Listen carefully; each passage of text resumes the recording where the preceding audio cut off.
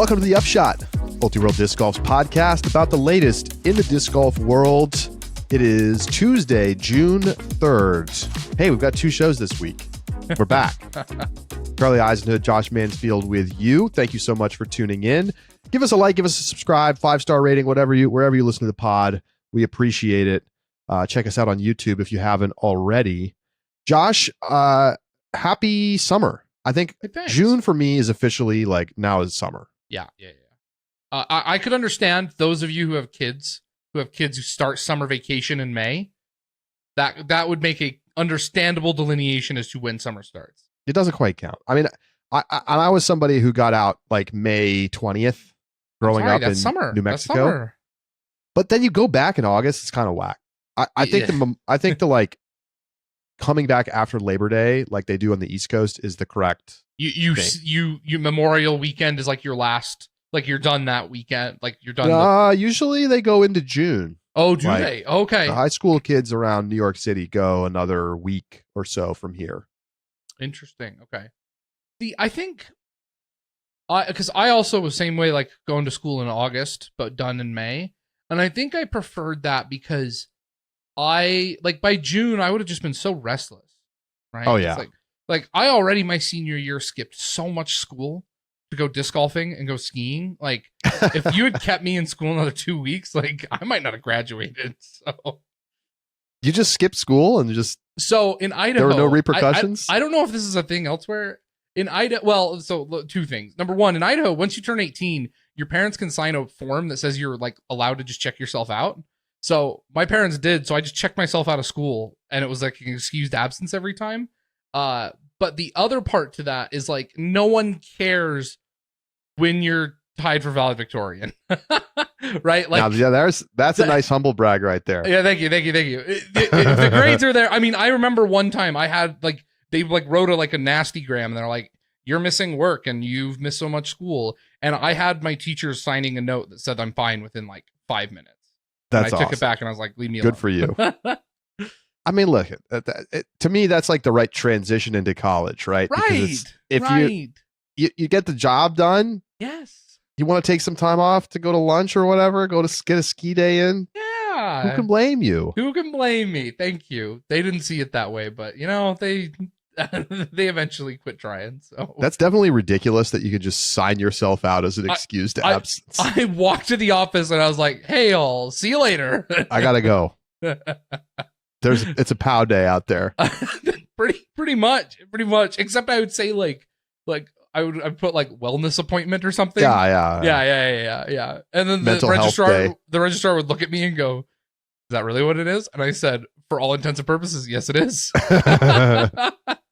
Carrying skis over my shoulder. All right. Well, we had the Northwest Disc Golf Championship this weekend. By the way, somebody in the YouTube comments was like, "It's the Northwest Disc Golf Championship, not the Northwest Disc Golf Challenge. This podcast used to be good." I'm like, yo, like, I mean, I if you don't like the pod anymore, that's fine. But like, is that the straw that broke the back that I called it the wrong name? My God. You called the new tournament that followed the Cascade Challenge, which has been on tour longer technically than the Northwest Disc Golf Championship. Yes. The wrong name. I think I did too. Like, it's not just you. And I'm sorry, I didn't mean to do that. There's a very important ultimate tournament called Northwest Challenge that also happens in the Pacific Northwest. That was probably what was in my head. Me too. But I'm just like, yo, like, you have to be so harsh. Is that really what it is? But okay, whatever. You know what the funniest part about it listen. Is? We loved your comments, positive or negative. The best part about that is like they're upset about the fact we got the name wrong of an event that we've been hyping as one of the best of the year. I know. I'm fired up for this tournament. Yes. And do you think it lived up to the billing? Absolutely. Yes, It absolutely did. I mean, listen, It was FPO, a little bit of a runaway. Yeah, it was. But that happens. That happens sometimes. I think the biggest problem for this tournament is the scheduling. That's exactly right.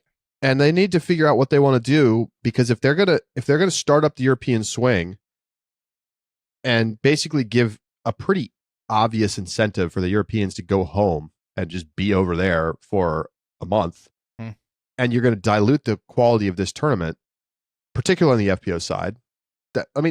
It's trade-off. Yep. It's trade-off.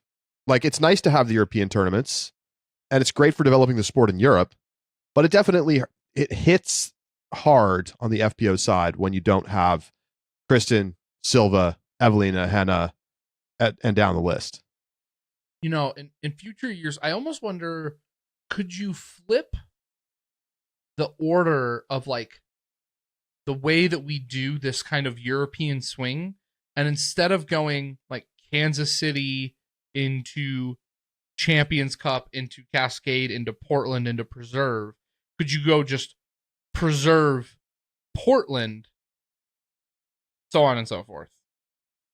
Right? I don't know. I'd have to look at a map. I'm not sure that anything would seriously change. Maybe not. Unless you didn't start the European DGPT events this early in the season. Right. But even if you did that, who knows? Like, Europeans still might take a break. It's a lot of driving. It's a lot of travel. Expense to be out on the West Coast. And we've even seen plenty of American pros skip the West Coast swing entirely for that reason. Yep. We probably had better attendance this year than usual because of the major. Yep. Yeah. So anyway, absolutely right. This is an ideal format for a Pro Tour event, in my opinion. 2 courses, 4 days. I don't really care whether you call it a DGPT plus or not. The like money side of it is not super relevant to me. We have a classic course that maybe doesn't spectate quite as well, paired with a modern spectatable course for the weekend. And like, we're seeing this model being replicated over and over again, right? Brewster and Fox, Worlds 2024 at, Ivy and the Woods course. Maybe that's not a classic course in the way that Milo is, but same concept. And I just feel like we're starting to like hone in on, this is how we want to do this. Worlds 2025. Yes. Right? Tampere followed into the beast. Yeah. Absolutely. Woods, difficult for spectators, but gives us and Charlie, I think you're right that this is appealing because of the classic course.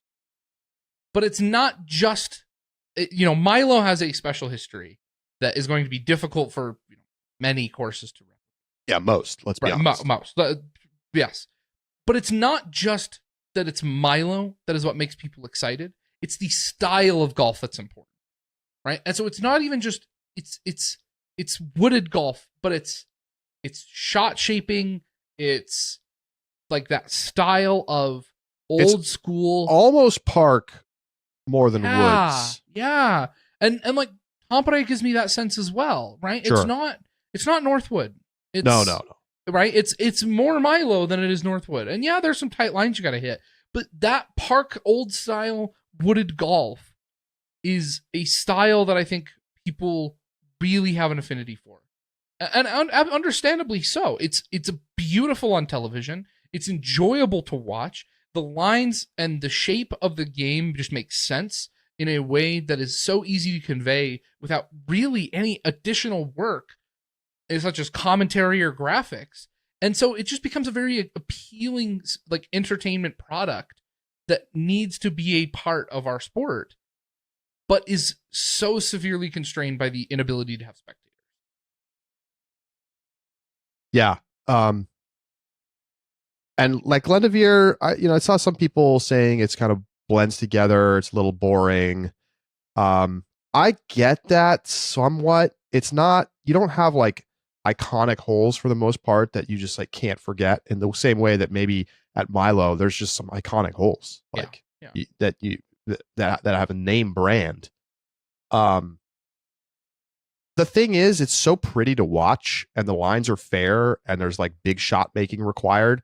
I really don't care that much. Like the aesthetic pleasure of watching big, gigantic fir trees and all the evergreens of the Pacific Northwest and like pleasant grass fairways because it's on this beautiful golf property makes it so that I really am not like super concerned about the fact that like, I'm not like, oh, it's, pick your favorite hole on tour. It's Maple Hill hole 1.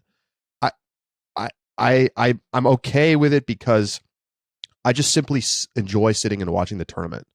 And I think if we stay on this course for a while, people are going to start to pick out holes that they really like. I mean, hole 1, interesting. It is a risk reward with that bunker in terms of trying to push the forehand if you have the distance. Otherwise, you have to play a turnover over dangerous OB before you're playing into a elevated basket on a hill with a runaway slope behind it. Hole 12 has a low ceiling, weird like bowl elevation to it, where roller is the right play, but getting your roller to shape properly with the elevation is very difficult. Fascinating. And hole 18, you cannot say that hole 18 is not memorable at Glendoveer. True. If you do, you are lying to me. You are intentionally you are intentionally trying to be stubborn about Glendoveer at that point. Because hole 18 at Glendoveer has delivered some of the most exciting drama over the past 3 out of the 4 years, at least in MPO, that we have seen of any tournament. Yep. Let's talk about the golf. Talk about the golf. And we got to start with 18, and we got to start with Anthony Barella in MPO. Barella had a 2-shot lead over Gannon Burr after outcompeting Gannon for the first 16 holes of this course, and ended up leaving himself a little out of position on the 17th. Gannon is able to pick up a stroke, and then, I mean, it was just one thing after another for AB on 18. After, what should be a very, very easy birdie for Barella, let's be honest. I mean, he can absolutely eagle that hole. He throws a low tee shot out of position. Lucky it was in bounds. Lucky was in bounds. Fires a forehand directly into first available for his second shot. Barely avoids going OB with his third shot, but kind of like put himself in a position to still do something. Yes. Save the par and potentially force a playoff. We'll get to Gannon in a second. Kind of shorts the upshot a little bit. Still very much in makeable yeah. AB range. By the way, AB best circle 2 putter on tour this season statistically right now. Yeah. After this weekend where he was incredible in that final round from C2. Also good at circle 1 too. Like it's not like but putting was great. Good putting. He played great until 18. Yeah. And he has a putt to force the playoff after Gannon parks his third shot and is going to have a tap in birdie. And he pushes the putt right. It catches a lot of chains, but he left himself up for the possible spit out.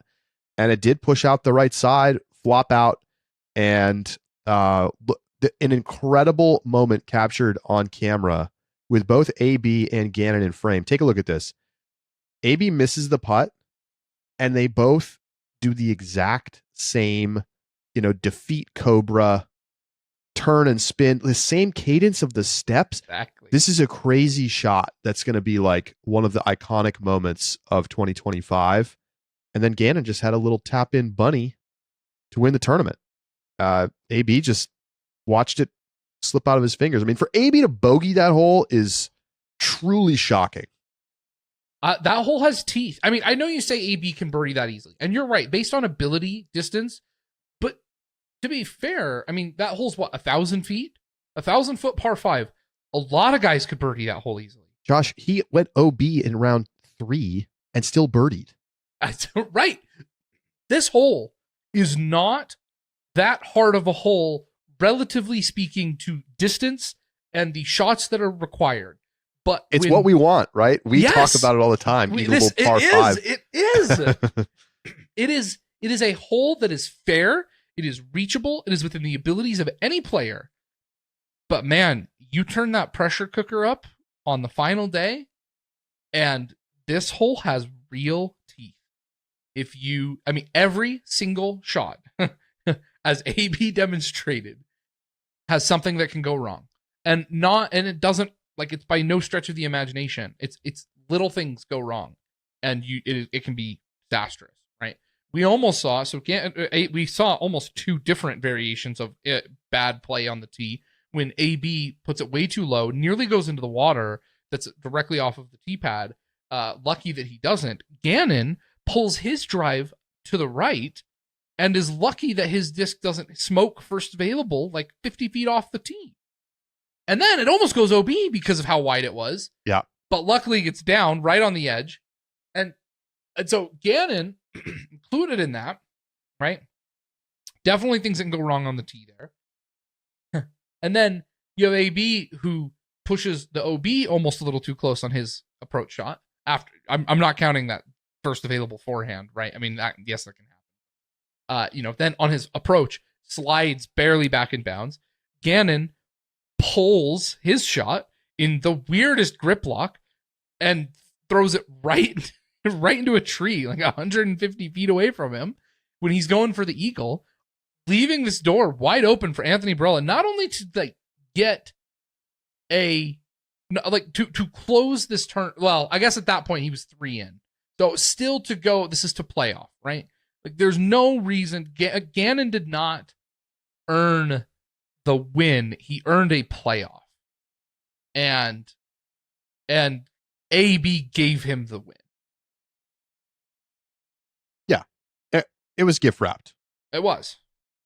Gannon went 2 down on 17 and 18. AB went 1 over. And that was that. And what's crazy is that Kyle Klein almost got himself into a playoff. If he had dunked one of those super like C3 putts right down the stretch, he probably would have gone to a playoff with Gannon. It was looking for a second there like it was possibly going to be a 3-way playoff, which would have been so exciting. Instead, we kind of get this what if.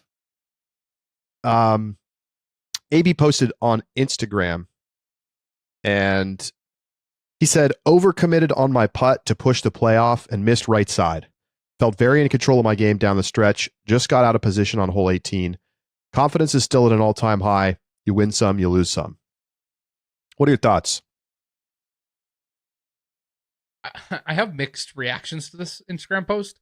The first half of it, I really appreciate. I mean, it's an honest, like that putt was not perfect. And he's right. I mean, that putt could have dropped. It's a 50-50 putt. But I'm sorry, you don't want 50-50 balls when you are putting to try and save your tournament. And you need to be hitting from 20 feet. You need to be hitting center stripe if you are at this level and you don't want to risk that spit out. And so it's not an unreasonable spit out. I've seen it. We all seen it. And yeah, he did pull it right, and he recognizes that. And I appreciate that he recognizes that and doesn't try and complain about the basket. However, there's a glaring absence, which is, he says confidence is at all-time high. And we have, Anthony Barela now owns 2 of the most iconic blow-ups in recent memory. From European Open till now, and he's kind of getting off a little bit easy. Well, I don't know if I'd call it easy. The European Open blow up also overshadows and makes people forget he had like 3 tournaments that same year that he was in contention and blew up. It was Music City Open that he had a lead and he 4-putted from circle 1 and he just kept airballing it on a sloped hill, on a sloped green. And we don't talk about that anymore because of European Open, right? That blow up overshadows all. And so it's easy to forget this was AB's problem. This is what he did. And then last year, he got some wins. And he got some wins in tight situations. And he got some wins from behind. And he won comfortably with leads. And we said, okay, maybe it's done. Maybe that side of AB is in the past. And then we have the instance of AB throwing a disc straight into a bush at USDGC. And win a battle with Gannon. And then we have this hole. And so I think that AB, and maybe he is and just doesn't want to talk about it on Instagram, and I get that. But there's a glaring omission that AB has a mental game problem when the pressure is at its highest, and that problem is not resolved. Yeah, but it's way better than it was, Josh. It is way better than it was. I completely agree. It's not like he used to be so yippy on the putting green, and that's not a thing anymore. I mean, I know he missed that putt on 18, but he didn't miss it by much, and he also missed it on the strong side, not the weak side. He didn't softball it. The putt was not the problem. I think about some of the things that are we present for both what we saw at European Open and here. When he blew up on 16 at European Open, his tee shot was out of position, and he wasn't really able to adjust and make the next shot. Okay. And I think you basically saw the same thing happen here on the 18th at Northwest. Yep. Because where he landed was not good. No. But it was very much recoverable. Yes. And birdieable from there. Yep. And he just threw it straight into a tree, which what's crazy to me is that we had seen him he was out of position on 17, right? I maybe I'm going to get the whole confused, but there at some point his tee shot was not where it needed to be. I think it was 17. It wasn't 17 because he missed maybe the it was 15 putt. So 15 or 16, yeah. Well, at some point it was like he was way out of position, and then he throws a absolute beauty One to of the get into best shots C2 of the year. Through crazy tight gap way down, yeah, and just a gorgeous shot. And I think it was a forehand. I'd have to go back and watch the tape. I think so. Maybe yeah, I know what what shot you're talking about. I remember. But then he missed the putt, I think. So it like didn't cash in this amazing opportunity. Sure. But I just think like you're right. Right. This was definitely a choke. Yes. There's no way around that. But part of it is just that maybe the tee shot is like him being a little too tight. But after that, it's more like he has a hard time maybe adjusting to being out of position when the pressure is high. Because I actually think he's a great scrambler and shot creator when he's out of position just in round 2 or something. And he could throw some crazy bomb to get himself back into a spot to get a birdie. It's pretty interesting. I think I almost feel like the problem is Gannon right now more than the pressure of the overall moment. Sure. Like I think specifically in these battles with Gannon, he has not played his best when it matters the most. And I don't know, you run that hole back a few times and it's probably fine. It was a really weird miss off the tee because it was like super low, super left, like not the safe conservative option, just maybe a strange choice. Hard to say. That could just be what happens when you get tense.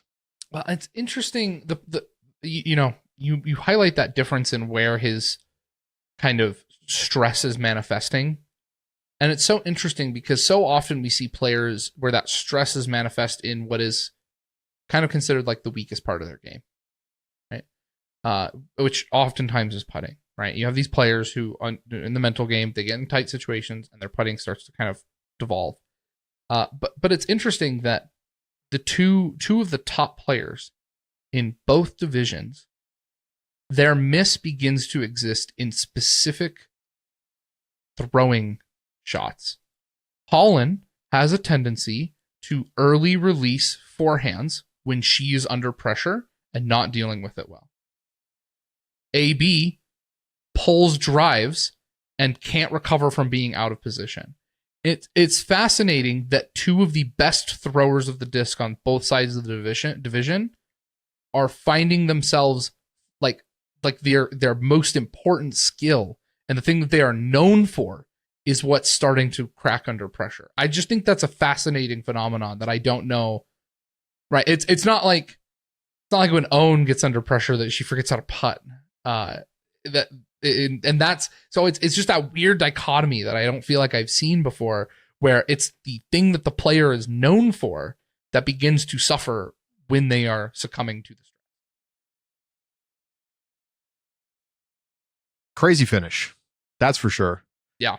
Weird, kind of a weird tournament though. Overall, oh man, lots of lead card disaster fests throughout the weekend. I mean, I was all excited for after round 2. We had was Gannon, Paul, Calvin, Ricky lead card. We're like, oh yeah, this is going to be sick. We called it like a ratings dream. Yeah, and then it was like they mostly played terrible. I mean, Gannon played okay. He was fine. He had a really slow start. Like the whole card. Let's see. Let me count them. 4, 6. There were 10 bogeys in the first 6 holes between the 4 players. It's terrible. No one was under par through 6 holes. It was so bad. It was brutal. But it like kind of continued because even in the final round, Gannon had a pretty slow start. Bogey on 3, double bogey on 5. No one was playing great. I actually have a speculation about this, about why it feels like lead cards played poorly. And I'd have to go look at the stats because this is completely unsubstantiated. But here's my theory. Round 1 lead card, like after round 1, is always kind of a crapshoot, right? Anybody can get hot. You occasionally get players who you're like, wow, that's a really cool storyline. Twice or it's luck, and oftentimes it's luck, right? and so that happens. That's just the nature of, you're gonna have players who shoot a good first round, and you didn't expect on lead card, and they earn that opportunity. That happens. Okay, so sure, round 1 lead card I get.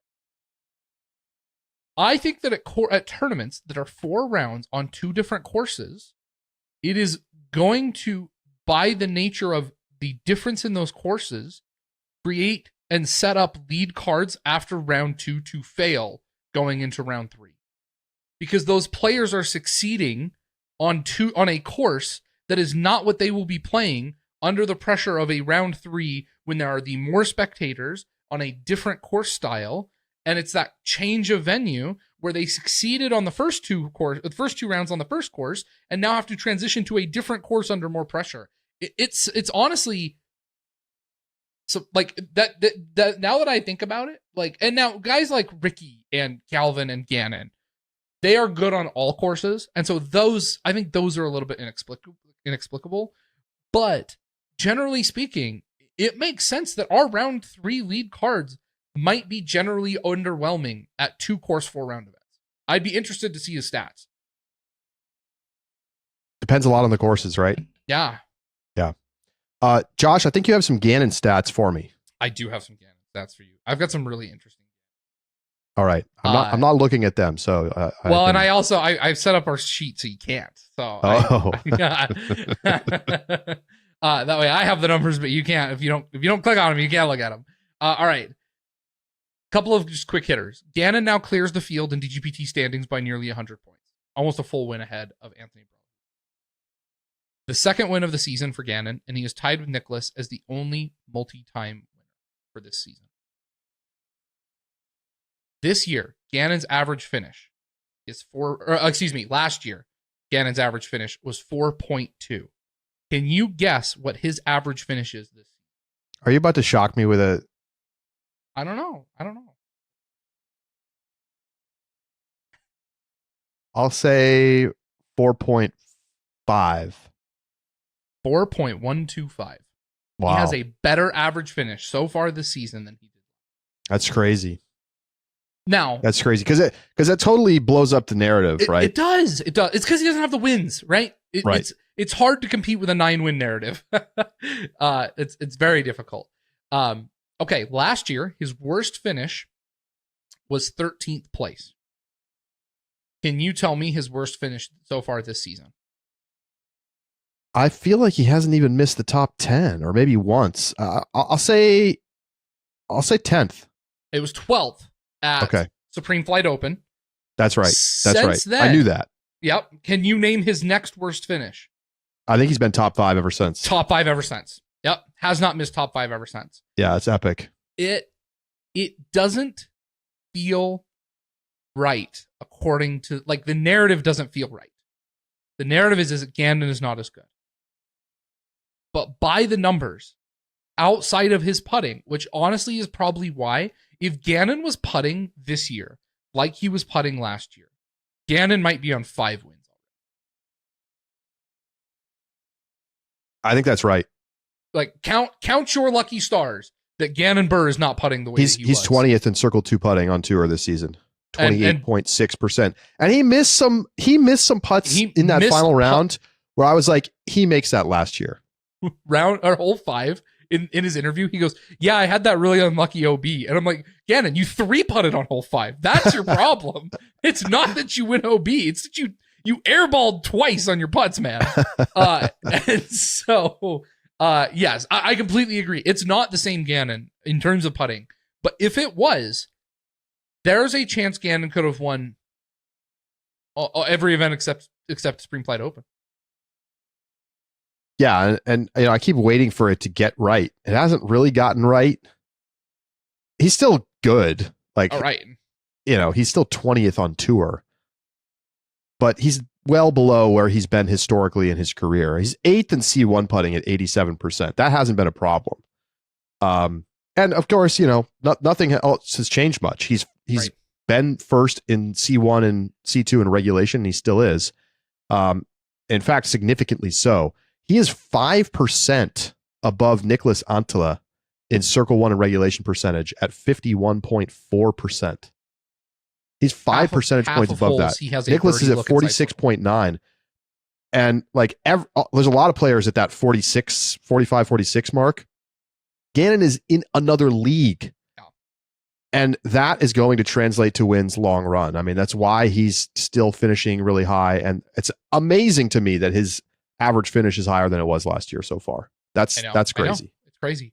Let me ask you this, Charlie. Do you think that the time violations contribute to his putting woes? I wanted to get to this. Because go ahead. I'll let you go first. Well, so first of all, on his approach shot, where he was waffling between which disc to use on 18, coming into the green, he took well over a minute, way over a minute.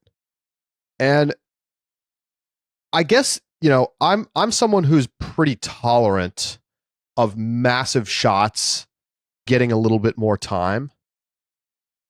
But at some point, it becomes a competitive advantage for you to be able to sit there and wait out the wind and think. And, you're breaking the rules well beyond. This is not a 45-second shot, right? This was way over a minute. And should that be allowed? I mean, there's no world in which AB is going to call that, right? No one's going to want to win that way. But and maybe I'm just okay with it because of the spot, but it is bordering on low-level cheating. Yeah. To take that much time when you're in the middle of the fairway. I'm more tolerant of that if you're trying to find an out from the shrubs. You're trying to look. Go walking around. Yeah. And so you're getting to the same point. You're like, does the slowness also impacting the putting? I mean, he's generally not taking that long over C1 putts, but for some of the C2 putts, he definitely is. And I am okay with the clock getting pulled out. And I don't quite know how to manage these situations, but it does feel like Gannon is getting an unfair advantage in some situations. Two thoughts that I want to mention. Number one, I actually feel like he's been better on the putting green in terms of his timing. And I think that he is intentionally speeding up his pace on the putting green because he is not on shots. And so to him, the putting green is the natural place to call him for this, right? You should not be waffling over a putt for over 30 seconds. And so I actually think his putting, and I obviously have no stats. Wish I did. That'd be wonderful. But it feels to me like his putting is faster than it's been in past years. And I think that conscientiousness of time on the putting green might be affecting his putting. Now, the point about, I made a comment in the Discord, and I really would like to have this actually, and I don't know if I could, but I wish, when the player's name pops up, the graphic that has what throw they're on and the hole number are and score, that graphic up in the top right corner. I want a indicator that shows a little clock icon that shows if the player has been warned. Yeah. Because Gannon has said in the past, I know this is an important shot. I will take the time warning. I'll eat it. I don't mind. Warn me. And they're changing the rules to basically facilitate exactly that situation. And so, as long as Gannon is not called earlier in the round, every time he wants to take a longer time, if you don't warn him, he has a free pass on any given shot to take as long as he wants. So if he knows, and I don't know if he'd been warned or not, but if he had not been warned that round, then he can stand over that shot as long as he wants, because the only thing you can do is give him a warning. And he knows, to my knowledge, there had been no time warnings given. To me neither. And so given that's the case, Gannon can stand over that. He can stand over that as long as he wants, because the only repercussion that he's going to get is a warning, and he knows it. And I'm sorry, but that's savvy. That is a savvy use of the rules. And if people, okay, fair, but this is a spirit of the game governed sport. If you are actively saying, I will break the rules to give myself an advantage, is that not I mean, yes, it's savvy if you think about this as a refereed sport, but it's not. Sure. Then here's what I say. You should call him when he does it on hole 6. Put the warning, right? Then if we want to transition to, if you know that Gannon is doing that, give Gannon a time warning on hole 6. And then I bet you everyone plays a little bit more by spirit of the rules, because Gannon's not going to do this, right? He knows he cannot take a minute and a half on a shot because he has his warning already. But that is the impetus is on the players. And if the players are not going to call a time warning, if you want to wait for an egregious violation to stroke, that I get that, right? That is completely understandable. But if you are going to not call Gannon Buhr on a warning for a time violation all the way through a round, then that's on you. I'm sorry. That's on this card. That is the obligation of his card. And if they're not going to do it, then Gannon has every right to keep taking advantage of that warning. Yeah. All right. I want to move on to FPO. Let's take a quick break. When we come back, I've got some Holyn stats for you, Josh. Okay. And we'll talk about her big win, ultimately comfortably cruising into a victory and continuing her fantastic season so far. We'll be right back. It's the Upshot.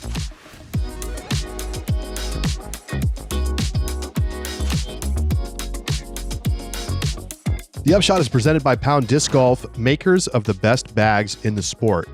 Well, if you can't wait any longer and you got to get your hands on a brand new 2025 stock Octothorpe, well, the Blackout Edition and the Sexton 2025 Edition stock Octos are shipping right now.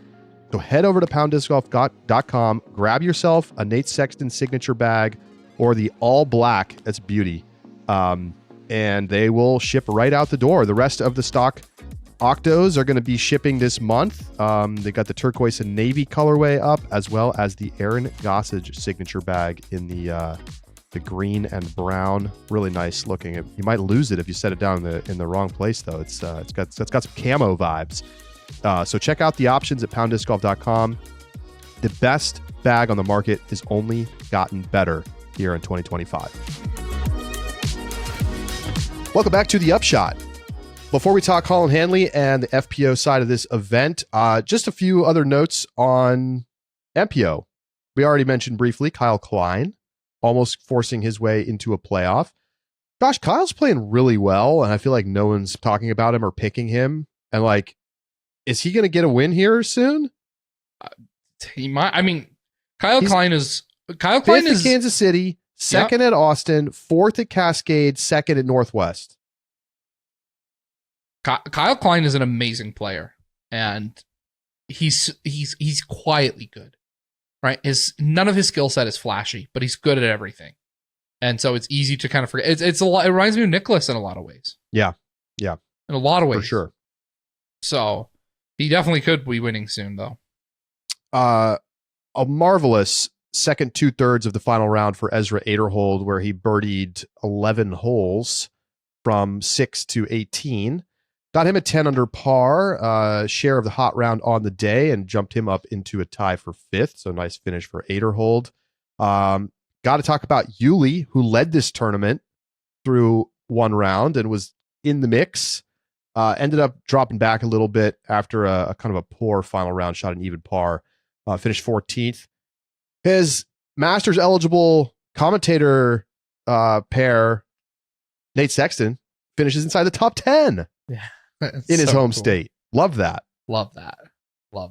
Yeah, that's exciting. I would love for Nate to win another one. Wouldn't that be neat? He shows up on the West Coast and wins a tournament. That'd be so cool. It would be awesome. Luke Taylor gets his best finish of the season, 7th. Back-to-back top 10s for him at Cascade and Northwest. Not. I was trying to remember. Luke's from Michigan, and so I was wondering if he was a local kid, but no, he's just playing well. He's 1030 rated now. He just clipped 1030. Yeah. In the last update, I remember, of course, Luke was one of the big stories at Worlds last year when he finished 4th and had those crazy putts on that uphill 14th at Ivy. Right. Cool story, and someone to keep an eye on. 1030's got to be his record high, right? No, it's not. Oh, it has. Dang it. Yeah, you figure it would be, but it's not. 1035, September 2024. Well, but he's jumped up into that 1030 range in the last year, basically. Right. And, is playing well again. Got to clean up that floor. 70th at Waco is not what you want to see. A little bit inconsistent for sure. Yeah. But fun weekend overall. Some cool storylines to watch. Any thoughts on Macbeth playing great and then suddenly playing awful? I mean, 2 over round 3 after making the lead card through 2 rounds. Macbeth clearly has a mental game issue right now. And I wonder if you get Macbeth on a, I didn't think about this when we were talking about, the Page versus Macbeth, who wins first combo. But like, I wonder if you get Macbeth. Just to note, that conversation was in our sub bonus Inside the Circle that we did on Sunday night, our Rapid Reacts, which we would love for you to check out. You can check out that one and all the past ones with a subscription. Just go to discgolf.ultiworld.com/subscribe. It's less than $5 a month. Go ahead, Josh. Yeah, it's a great time. Yeah, no worries. I wonder if the antidote to Paul's problems is to put him on a course he's been playing for 2 decades. Right? Makes lead card through Milo, a course that he has won in some incredible fashion. Has been playing there for forever. I mean, literally 2 decades is what it feels like. And probably not quite, but close. And so I wonder, you put him at Idlewild, you put him at Maple Hill, you put him at D-Glow. Maybe that's what he needs.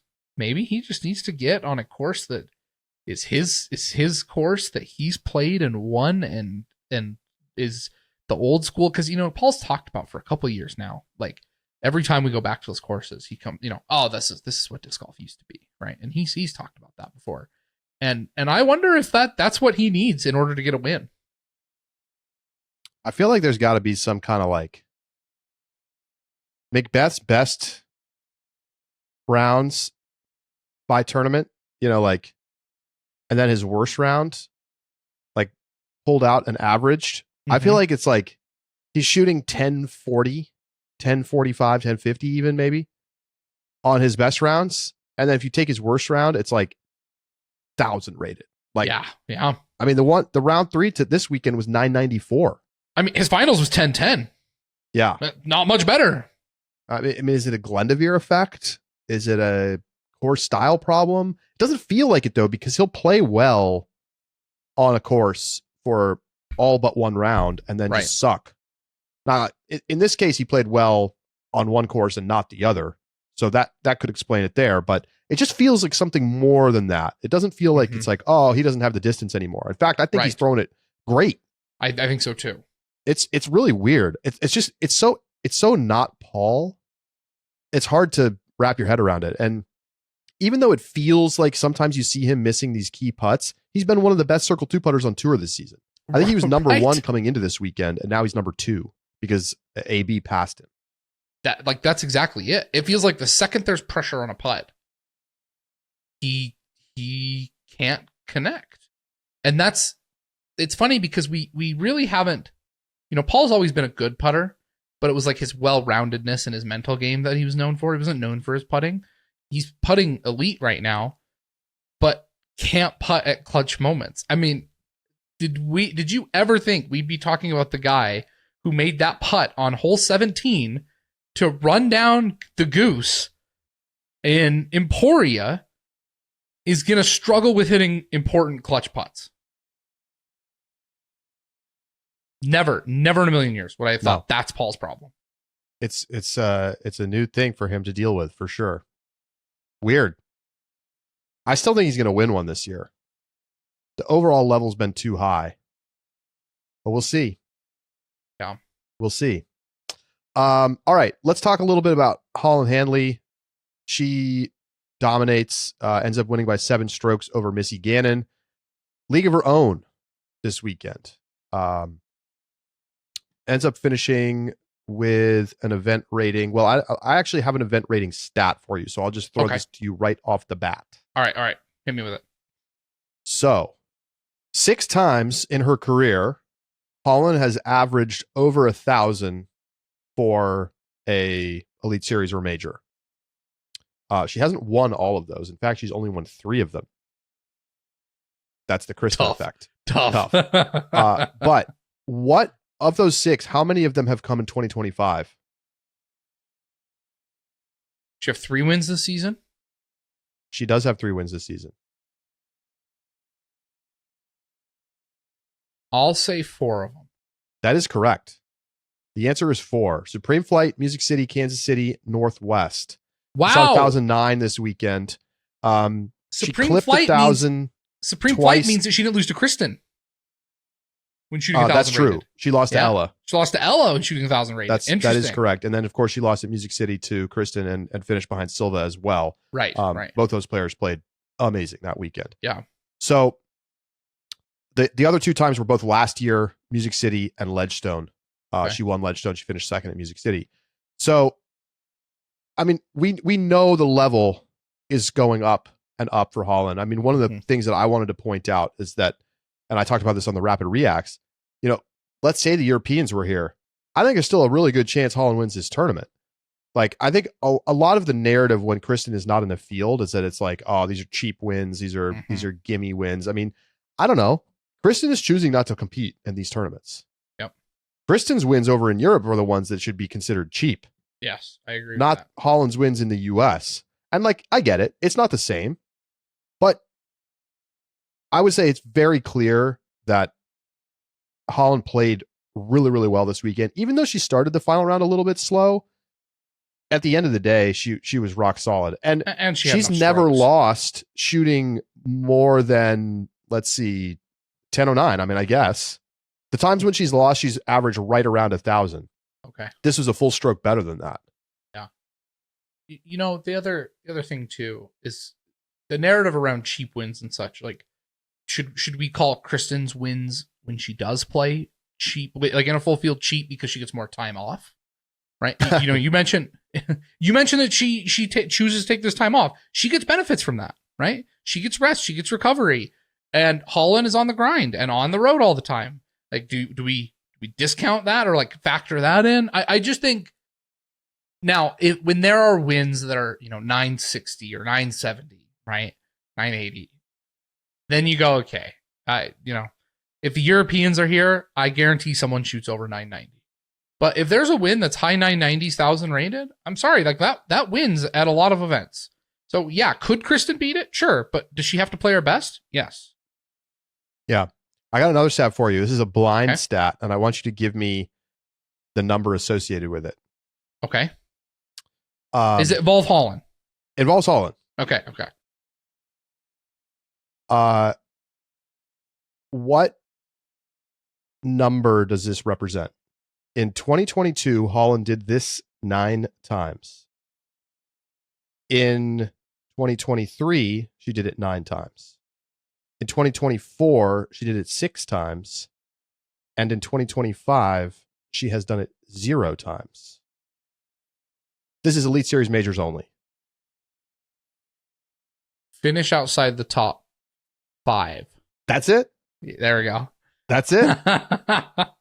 No finishes outside the top 5 this season and has been steadily improving. I mean, every single tournament, I feel like we see the graphic with her like Pro Tour Championship standings finished. And it's like, well, what's going to happen this year? But just, she's been super, super solid. And what's crazy to me is that it still feels like she's leaving meat on the bone at a lot of these tournaments. Like there's more, she could get better from here still. She could. She could. Pretty amazing, and just super solid this weekend. Yeah, she was. I think the pairing as well. It's so, and we talked a little bit about this a week ago. We have at the top of FPO a 3-horse race that is very exciting.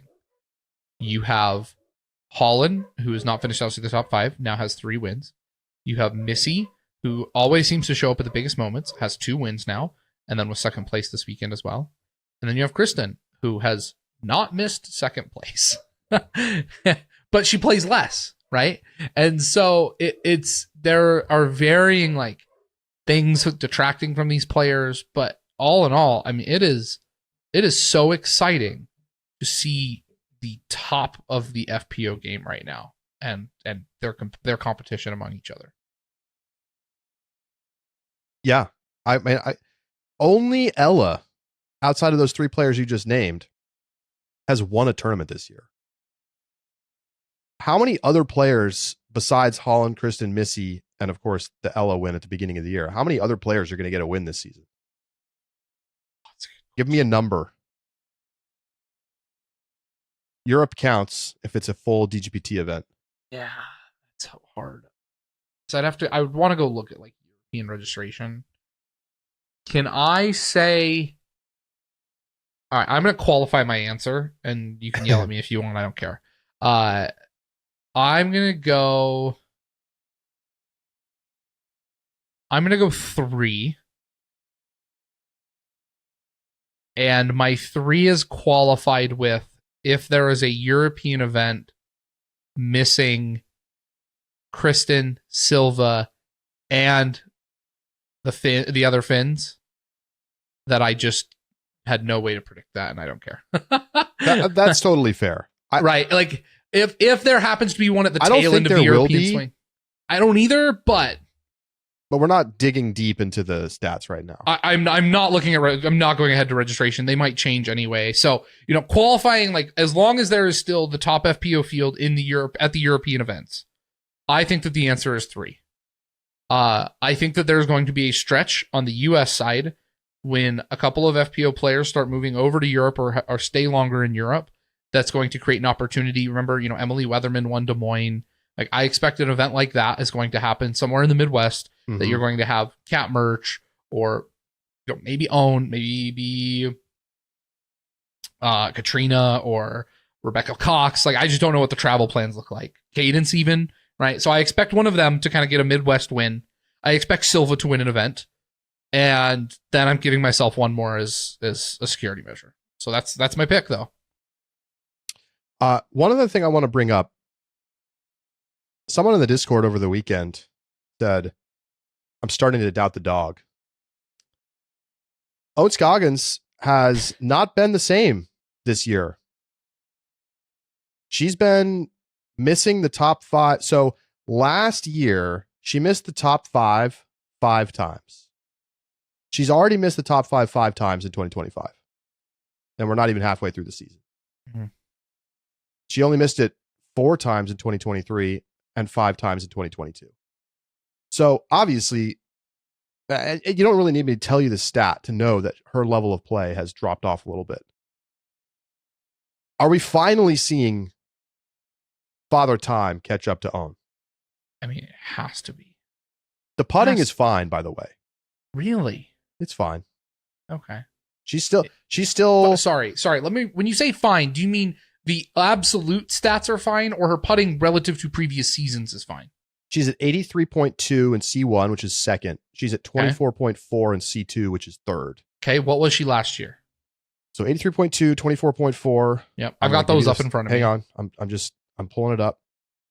83.8 and 27.9. So she is down a little bit, but not enough to. But not hugely. Not hugely. The problem is so much of her game relies on her just absolutely dominating the field in putting, right? If she is not the best putter week in and week out, her game does not have the elements necessary to carry it all without it. And so any regression in putting, I mean, honestly, a 3% regression in Circle 2 putting may very well explain a difference between a 4th place average finish and a 7th place average. For Own, that could be enough. So, a couple strokes I think of the tournament. story, Josh, I was just looking at the stats. Sorry for the hesitation. Yeah, you're fine. You're fine. I think the story is that she was 14th and 8th in C1 and C2 in regulation last year. And she's now 26th and 17th. Losing distance, I think. Whether it's losing distance, losing the accuracy Yeah. at distance, injury stuff, I don't know what the problem is. I'm just wondering if she's going to get back to the level that we've seen her at the last 2 or 3 years. To be honest, it's not like it can't last forever. She's been an incredible player, literally inspirational player for people who are over the age of 35, you know, like this has been an unbelievable run of play from someone who has no business being able to compete at the highest level of the Pro Tour. Yes. And it can't last forever. And maybe we're finally seeing her come to the end of her like max, like competitive career. Doesn't mean she still can't pop off and have a podium here and there. And maybe, who knows, maybe she can get a win one weekend. But I think maybe we're seeing the end of the slot Own into your picks and don't have to worry about it. Mm-hmm. She hasn't quite had it this year. She hasn't. Own is either 43 or 44, depending on when her birthday is. And you're right. It is remarkable what she has accomplished at her age. It's remarkable at the highest level of professional sport. It is when she decides, when we are ready to finally say like, yep, that's the mark. Like, congratulations. What a career, Own. Like, please come play whenever you want. But it's just not the same. She is going to have a storied legacy in this sport. Let's give her the dog her due, though. She did finish in front of Ella Hansen, Sophia Donachie, and Kat Merch this weekend. Don't write the eulogy quite yet. That's what you're saying. Distance ain't everything. Speaking of someone who still can throw, Jen Allen, yes. 4th place, older than Own. Ballin'. A year older than Own, 4th place, Jen Allen. So cool. Yeah, so cool. She barely missed out on a podium spot. Yeah. She hasn't played that many Elite Series tournaments this year, but like 10th, Music City, 12th, Kansas City, didn't play great at Champions Cup, finished 30th. And then she won the Las Vegas Challenge, which, a prominent A tier. She won Memorial, prominent A tier, and then 4th at Northwest. And of course, won the Masters Championships. And hey, might have won, even if Own had been there, might have won that. Yeah. She's playing some of the best disc golf in a while. Yes. She's 959 rated, Josh. Is that her career high? Yes, it is. As I looked this up for the reacts, she's never cracked 960. She might in this upcoming update. Oh, that's right. But she's playing at an A tier with a bunch of players who are like 900 or below rated. Danger. Don't do it, Jen. Get the 960. Yeah, pretty sick. What a remarkable storyline. It's awesome. Awesome. Both of them. Yeah. All right. Let's get to you have a couple of world rankings notes. There were no changes to the top 5 in the most recent world rankings update. Kristen and Gannon are still number 1. But what do you got? Yeah. So let's start an FPO. I paired this with our Holyn stats. Holyn Hanley is currently ranked 3rd in the world behind Evelina. Barely, though. I mean, we're talking, so Kristen's at 154. Could pass her in the next update. Yes. I think Evelina still has the staying power of a world championship holding that. Yeah, definitely helps. It rates majors highly. But so Holyn is just basically tied with Evelina, functionally tied for 2nd place. Where was Holyn ranked last year? At this time, June 5th, 2024, was the report. 4th? 6th. Wow. She was behind Missy, Henna, Own, Evelina, Kristen. That makes Evelina, sense. of note. So Evelina is currently average points 87.8. Back in June 5th of 2024, Evelina was 84 points. Holyn, right now, 85.9 points. She was 66.2. Wow. I mean, it just shows you the level up we've seen from her. Skyward trajectory. Yep. Yes. A lot of these other players, Missy last year was at 69. She's at 79. Not bad. Henna has regressed greatly by almost 30 points. But Kristen, basically same level. Evelina, basically same level. Missy, modest jump. Holyn, 20 points in this rating. Yeah. In this feels standings. Right. It does. It feels absolutely right. MPO, Gannon Burr, currently world number 1. Can you guess, or do you remember, who was the world number 1 at this time last year? June? June 5th. I mean, AB had been playing amazing to start the season, but I don't think he'd done enough to jump all the way up in the world rankings to number 1. So my guess is Calvin. It was Calvin. Yeah. Nice. Calvin was way ahead of Gannon. It was 89 points for Calvin at number 1. Gannon was at 80 points, followed by Ricky Gannon had at not 73. won that much by this point last year. Correct. So Ricky was at 73. AB of note actually was down at 12th at only 58 points. Yeah. And so he has volatile bad fit. player. Yeah. And so it punishes him for that. Since then, in the last year, Gannon went from 80.7 to 109.7. Skyrocketing. Second place currently is Ricky at 89.5. Calvin, who was at 89 flat, has regressed to 75.5. Where is he in the standings? He's Like currently in 4th, but he is the player. You ready for the players who are right behind him? Yeah. Anthony Barella, Nicholas Antela, hot on his Paul heels. Macbeth, Ezra Robinson, Kyle Klein. Like, Arguably all have been better than him this season. arguably all have been better. And if they keep it up, like, and AB and Nicholas, I would anticipate if the trajectory continues of the season, AB and Nicholas will be ahead of him by the end of the season. Yeah. And I bet Kyle Klein would be too. All right, let's get into Purse Watch. This is always a big one. The Pro Tour owns and operates this tournament. They've long put lots of money and tried to get lots of sponsors. We saw the Columbia green jackets coming out for this one. Not exactly the Masters, but maybe the right fit. It was. I loved the jacket. I thought that was a nice touch. It's kind of a cute nod to the Masters while being very much disc golf. Columbia, Pacific Northwest. Love it. Yep. 69,734 MPO, 33,315 for FPO, combining to come out at $103,049. That's just the second tournament of the year, over 100K in the purse, and the first Pro Tour event to crack that number. The previous was Champions Cup. $701 per person, easily the top Pro Tour payout per person this season.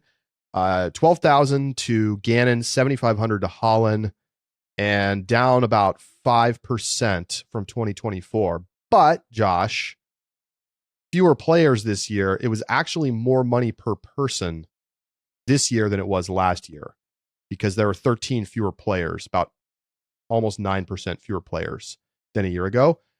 And that basically tells the story. Right. If you assume registration covers half of a purse or near it, then 10% less players, about 5% less cash. Pretty close. It tracks. So overall, strong weekend for Portland. Crowds looked good. I mean, I don't know how many people are out there, but they looked good. Yeah. I think the Worlds here is going to do numbers. I can't wait. People are going to come out from all over the place for that. Yeah, they are. It's going to be a blast. Picks. Josh, I am on the comeback train, my friend. You are. Perfect podium in FPO. I had Gannon and AB on my podium in MPO. I had Rick, who had a chance to make me a perfect podium on the MPO side. Didn't happen, but I'm only 30 points off the lead. And I think it's possible I had the best combined performance of anyone in the picks this weekend. I wouldn't doubt it. I'm entering. I'm getting back into my rhythm that I was in last year when I couldn't miss. It was crazy. So you predicted winners like 6 tournaments in a row, including like 1 or 2 perfect podiums. It was the prophecy is back, Josh. I guess. Lots of perfect podiums this week. Drooper, Twisted, J-Braid, Scott, Lofts, Matt, Jogan, Sad, Yes, Acromion, Thunderstruck, Adam, Aiken, Danny, Gasper, Luke, Billy, John, and myself in FPO. Love it. 20 and a quarter points with the bonus. Over in MPO, shout out to RM, Boogie, Dave, just those three. RM, Boogie, and Dave, 11 and a half points. I think they all had, no, it's not true. Two of them had Gannon and AB with Simon, and Boogie had Gannon, Luke Taylor, and Kyle. Dang, all right. So some nice untraditional route, but love it. Yeah. On the leaderboard, currently, Danny moves into first place. He's 3/4 of a point in front of Hampton, and I'm now in 16th place. I've just been flying up the board. Josh, I got to scroll down a ways here. No, you stop that. You stop that. 58. I'm going to be honest, Charlie. I'm really grateful that Danny didn't like try and extort money from us, because he did not do terribly well the first time he drafted with us. And then he shows up and he's like, "Oh no, I'm all in now." And just actually, that's not Dan? Is that Dan who drafts with us? No, Danny boy, different Danny, different Dan. I guess Dan's just pick well then, because Dan's also just smart. Dan's in the chat. Smart Dan's on the chat because Dan is dogging on us in our draft as well. I'm gonna come back over there too. I've got Gannon. I'm fighting back, Josh. Don't worry. Oh man, Rick has been so much worse this season. He's going to get it together. It's almost time to go to Europe. I hope so. All right, we'll be back with you on Thursday. Send us your mail. Let us know your thoughts on anything we discussed this weekend. Your thoughts on Northwest. Your thoughts on the European swing. Upshot@ultiworld.com is the best way to get in touch, and we'll get you ready for the. We got nonstop action on the Disc Golf Pro Tour over the next 2 months, basically.